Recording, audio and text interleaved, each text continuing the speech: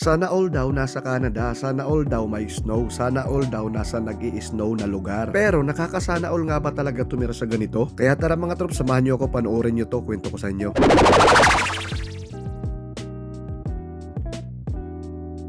So yun nga mga trops, sa tuwing nagpo-post nga ako ng about dito sa Canada, lalo na pag nakikita nila nag-i-snow, ay may mga nagko-comment sa mga post ko, minsan di kaya nagmi-message pa sa akin na sana all daw nasa Canada, sana all daw nasa nag-i-snow na lugar. Well, totoo din naman kasi na nakakasana all din naman kasi talaga. Nakakasana all pagmasdan kasi parang ang sarap sa mata. Kahit naman ako, aminado na sa tuwing nag-i-snow ay para akong bata na naglalaro minsan sa snow. Naglalaro tapos picture tapos video. Pero dito lang sa malapit sa bahay. Minsan nga dito lang sa labas, sa may deck lang, dito sa may overlooking view. Gusto ko lang din kasi talagang makunan yung every moment na nakakaranas tayo ng ganitong snow. Lalo na ngayon na magwa-white Christmas. Pero sa kabila ng mga sana all na yon, sa kabila ng paglalaro ko sa snow, sa kabila ng pag-i-enjoy ko ng paglalaro sa snow, tsaka pagkuha ng mga picture tsaka video, sa kabila ng mga nakakatuwa at nakakamanghang mga view na ang sarap pagmasdan dito, ay nandun naman ang pahirap pagka ganitong nag-i-snow, lalo na pagka makapal yung snow. Lalo na sa mga katulad kong naglalakad papunta sa trabaho at saka sa mga commuters. Pero kahit din naman yung iba na may mga sasakyan ay minsan nahihirapan din dahil sa dulas ng daan dito.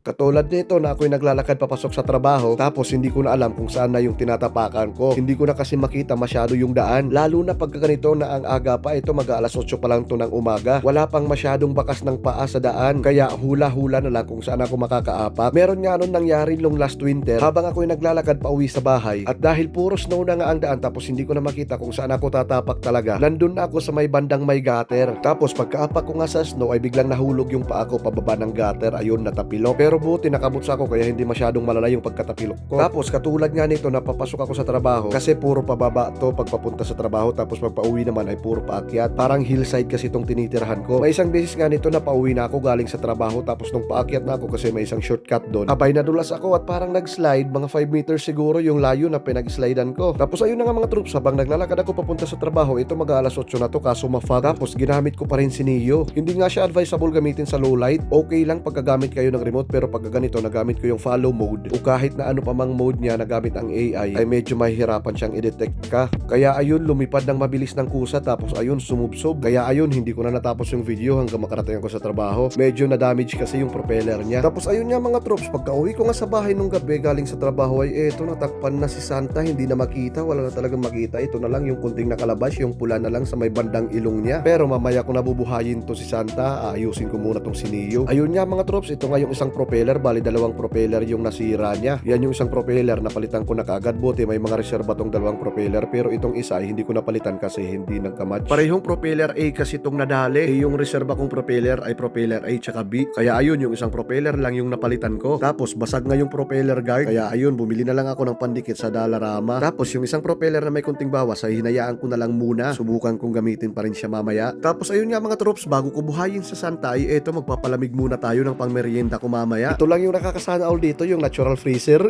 Kaya goods na yan dyan mga troops, kaso 5 na lang yung natira ko. Tapos habang pinapalamig ko nga, ito gagawa tayo ng pampapa natin, gagawa tayo ng pampu. Meron niya ako ditong naipon ng mga chicken wings na iuwi ko na galing sa trabaho. Kaya ayun, nilagyan ko lang ng asin tapos ng kunting ugali. Kunting ugali lang, pangit pagka masyadong inuugali yung toyo na yan.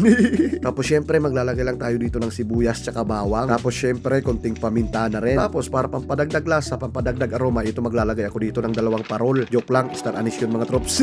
Tapos syempre para pang malakasan ay ito maglalagay tayo ng sili para pagpawisang konti, para tanggal lamig. Tapos ayun, pinatakan ko nga lang ng kunting kalamansi juice. Tapos sakto meron akong tanglad dito, kaya ayan, isasama ko na, pampadagdag aroma na din. Tapos ayan, kunting mikos-mikos lang mga troops hanggang sa manuot at saka magkamikos-mikos lang lahat ng mga pampalasa na ating nilagay mga troops. Tapos tatakpan lang natin siya ng foil uli mga troops. Oy, mali yang ginagawa mo. Naku, ano ba tong ginagawa ko? Parang medyo may naaalala ako dito na nagpapastar ng Pasko ko dati Joke lang mga troops, nagkamali lang ako ng photo ng foil. Ito pala talaga dapat yun, pangtakip lang pala dito. Tapos itasay lang natin siya mga troops kahit mga 30 minutes man lang, o mas maganda kung abutin ng 1 oras para manuot talaga lahat ng mga pampalasa. Tapos ayun nga, habang hinihintay ko nga na manuot lahat ng mga pampalasa ay ito, lumabas na rin muna ako para buhayin na si Santa. Mga 5 minutes na akong naghihintay pero wala, ayaw bumangon ni Santa. Tapos nung i-check ko ay grabe, ang kapal na pala ng snow na kakapatong kay Santa. Nabaon na pala talaga si Santa sa kapal ng snow kasi walang tigil yung snow nung araw na to. Kaya ayun, tinulungan ko na lang na makabangon si Santa. Magpo 5 minutes na kasi ayaw pa gumalaw man lang. Pero usually mga inaabot lang ng 3 minutes para makabangon na agad si Santa. Kaya ayun nga, tinulungan ko na siyang makabangon. Tapos ito na mga troops, nakabangon na uli si Santa. Tapos dahil matigas yung ulo ko, ay ito ginamit ko pa rin si Neo kahit putol pa yung isang propeller niya. Sinubukan ko rin naman kasi muna dito sa malapit bago ko siya paliparin. Tapos nakakalipad pa naman kaso medyo maingay. Tapos pagka pinapali ko ay medyo hindi stable. Tapos ito nga, ganito lang yung view namin dito mga troops. Hindi nga ganun kaganda yung kuha kasi mahina nga si Neo sa low light. So ayun nga mga troops, nakakasana all nga. Tapos ang sarap nga talaga nitong nag-i-snow na to. Kaso sa kabila nga nun ay medyo may pahirap din nadala. Tapos syempre dito sa loob ng bahay ay meron din kaming konting dekorasyon. Ayan, meron kaming Christmas tree tapos konting pailaw lang. Tapos syempre ako naman ay meron din ako sariling Christmas decoration dito sa loob ng aking kwarto. Ayan, simpleng Christmas decoration lang. Yung mga dekorasyon ko pa yan dati doon sa dating bahay na tinitirahan ko pa sa North Shore. Tapos ayun na nga mga troops, pagkatapos nga ng isang oras ay ito sinit ko na yung ating oven sa 380. Tapos ayun, pinasok ko na rin yung ating manok. Tapos nagset lang ako ng timer sa loob ng 25 minutes. Tapos after 25 minutes nga ay ito binalibaliktad ko lang para manuot naman yung ibang juice sa ibang parte ng manok. Tapos ibabalik ko pa siya sa oven sa loob ng 15 minutes para siguradong luto.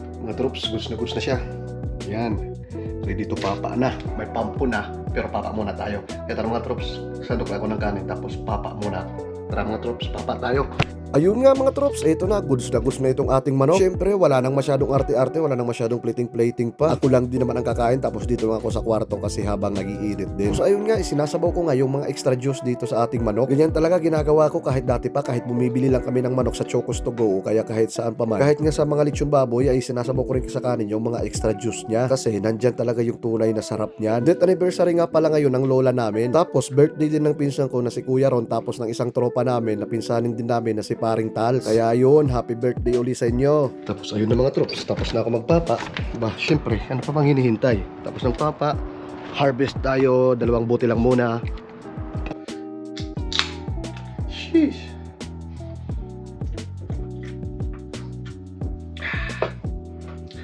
Buti pang umaga ako kanina. Birthday din kasi ngayon ng pinsan ko, si Kuya Ron. Tapos dito anniversary din ng lola ko. Lola namin ito. Kaya ito yung suot ko ngayon. So ayun mga troops, shot.